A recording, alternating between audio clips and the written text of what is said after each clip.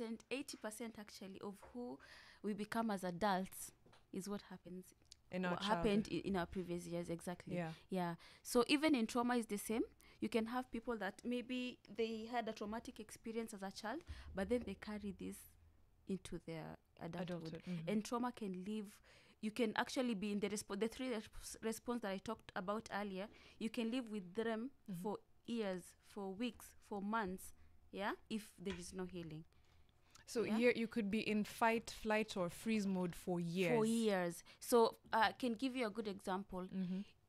Someone that is actually living in their maybe fight mode for years, you can see this person. These are people that are usually very edgy, very angry. They're always into defense mode, and you know their brain is already associating. Well, even when there is no threat, No they're already danger, yeah. seeing something as threat. So they'll obviously there is a part of the brain which is called the amygdala, if I'm not wrong. It's the part of the brain that is usually responsible for scanning for threats. Yeah. So during trauma, what happens is this part of the brain will be very, very active. Yeah. So it becomes even more sensitive to the point that even when there is no threat, You see a threat. it's already scanning threat around you. Okay. Yeah, you know? Yeah. Yeah. So remember I told you the brain gets affected in 4 ways. Yeah. So this is one of the ways that it gets affected. That part of the brain that is responsible for scanning threats becomes very, very sensitive and very active, even when there is no threat. Another way the brain gets affected is there's another also section of the brain called the hippocampus, that which is usually responsible for connecting memories with emotions. Okay. Yeah. So what happens is when during trauma, it doesn't differentiate if something is a memory or it's happening again. If it's in the present. Or yes, exactly. Okay. So you end up going back, and no. that's how you maybe see people with traumatic experiences will tend to have, you know, flashbacks. They'll tend to have, like, you know, bad memories, and because the brain is not able to identify this as kitambo and it's now. Yeah. So it works together with the amygdala to again, because the amygdala will look at this as a new threat. So it's scanning a new threat which is not there. Yeah. So it keeps on happening again and again and again. So you'll find someone, maybe someone that got maybe abused as a child, is living through the maybe fight response into their adulthood, and it keeps on happening and happening again. And they're reliving those emotions over and over again. Exactly. Okay. Yeah. So again, this constantly going back into the survival mode will affect now another also part of the brain, which is the frontal cortex.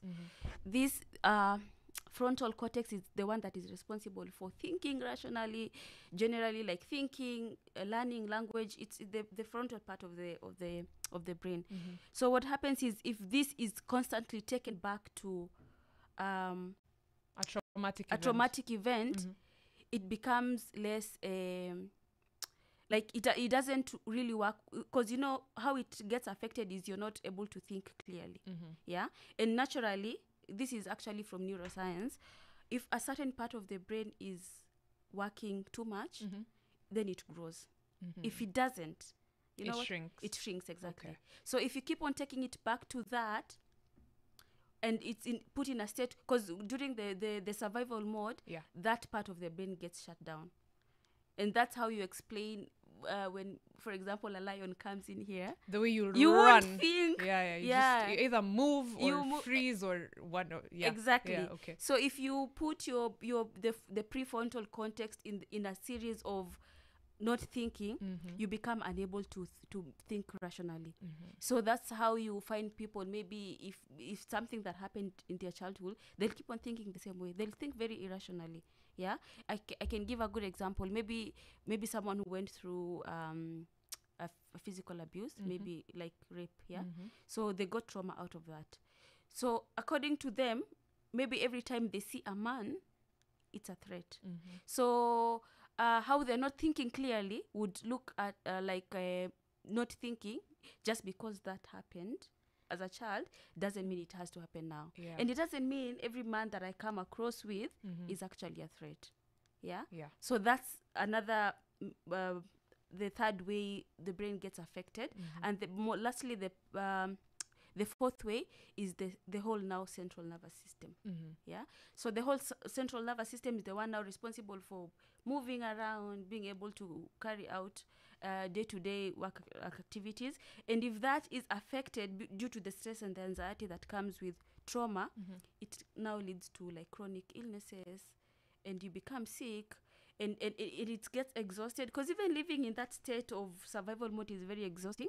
And that's how people not being able to lead a normal, fulfilling life. I think it maybe even takes a toll on your immunity as well. Exactly. Yeah. Okay. So people carry these responses from childhood, yes, and it happens for years, and you find people not being happy with their lives. Mental health issues happens because once the central nervous system is affecting the body, that's the state now where we call it depression.